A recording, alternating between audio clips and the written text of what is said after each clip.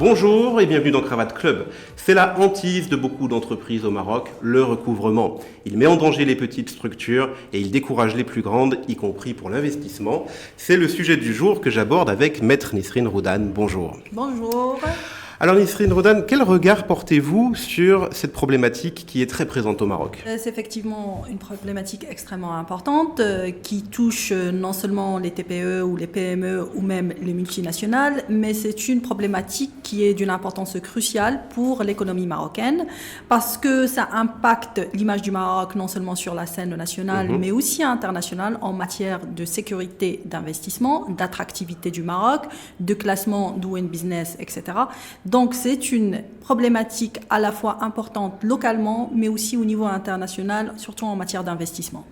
Quels conseils on peut donner aux entreprises justement pour anticiper cette problématique puisqu'elle est très présente ? En la matière, je parle souvent de l'optimisation du recouvrement des créances. Je m'explique. Optimisation du recouvrement des créances, ça veut dire qu'il ne faut pas attendre que l'impayé tombe. Il faut agir en amont. Agir en amont, cela veut dire agir en phase contractuelle au moment du choix du prestataire du service, des clients, s'assurer de leur solvabilité, qu'ils sont crédibles, qu'il ne s'agit pas de prête-noms ou tout simplement de structures vides. Agir en amont, c'est aussi prêter une attention extrêmement importante à la formalisation des ventes.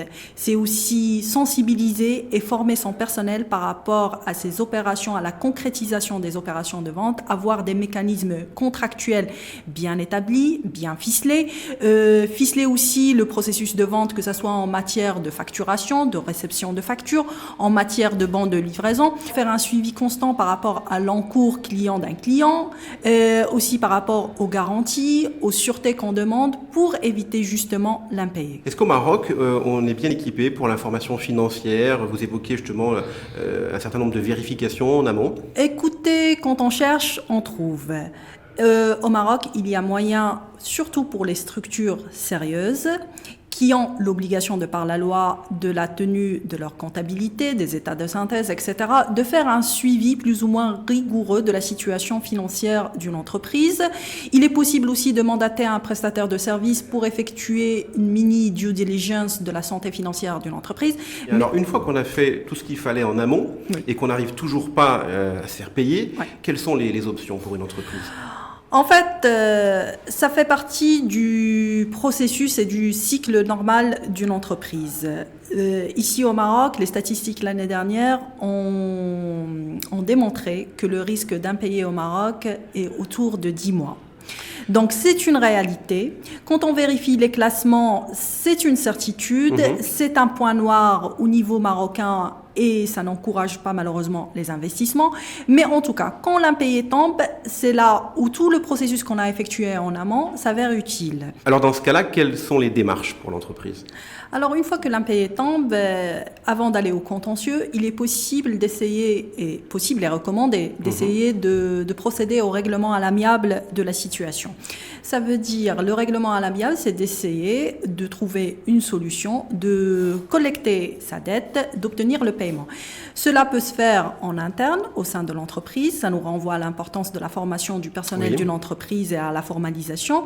L'entreprise peut, avec ses moyens internes, essayer de collecter sa dette. Dans ce cas-là, je recommande fortement que la collecte et le recouvrement de la créance soient gérés par un autre département, passe par le département ou la personne qui a contractualisé la vente au démarrage. Pourquoi ?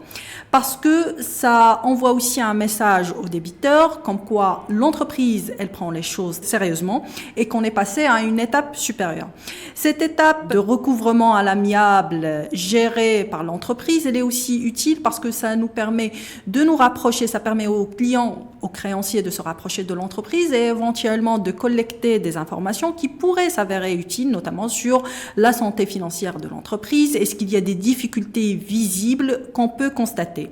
Ça, c'est pour ce qui concerne la gestion en interne du recouvrement à l'amiable. Il arrive un moment, j'imagine, où ça ne suffit plus.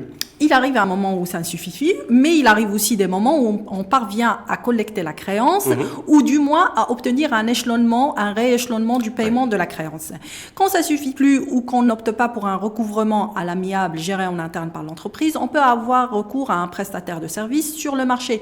Il y a de nombreuses entreprises, de nombreux prestataires de services spécialisés dans le recouvrement de créances. Là aussi, même conseil, c'est de choisir avec beaucoup de précaution son prestataire de service, sachant que les avocats y sont habilités pour effectuer le recouvrement de créances avec l'aide de la machine judiciaire, des mesures extrajudiciaires, que ce soit l'utilisation ou le recours à un huissier de justice, les constats, les mises en demeure sur en tête d'un avocat, les saisies conservatoires, etc. Mais le but ultime étant de recouvrer la créance ou du moins obtenir un rééchelonnement de la créance en la matière. Mais il faut faire attention à l'élément temps parce que au cours de ce processus-là, il y a un timing qu'il est important de respecter. Alors une fois que toutes ces premières démarches se sont avérées inutiles, quelle est l'étape suivante d'un point de vue juridique ? L'étape suivante et peut-être finale est de passer à la vitesse supérieure, c'est-à-dire aller au contentieux. Aller au contentieux, cela va dépendre de la nature de la créance et aussi va dépendre des mesures qu'on a prises au départ de prévention et de précaution dont je vous ai parlé au début de l'émission. Quand on est en phase contentieuse, il est important d'intenter le procès non seulement pour le respect des délais de prescription, mais aussi d'un point de vue fiscal parce que en matière pour veiller à ce que la provision soit valable, le fisc exige que l'action en justice soit intentée dans les 12 mois de la provision de la créance dans le bilan. Donc ceci d'un côté. La gestion du procès devant les juridictions va être plus ou moins facile, va être plus ou moins rapide et va être plus ou moins efficace en fonction de la nature de la créance. Si on est en possession d'un effet, ça va être plus ou moins rapide parce qu'on va être en référé, ça va être une injonction de payer et le processus va être plus ou moins rapide parce qu'il n'y a pas le contradictoire. En revanche, si on est en face d'une créance normale, il faudra agir au fond. Et là, je ne vous cache pas qu'on rencontre de nombreuses difficultés, notamment celles concernant la notification du débiteur, ou quand bien même si on parvient à notifier le débiteur, c'est l'exécution.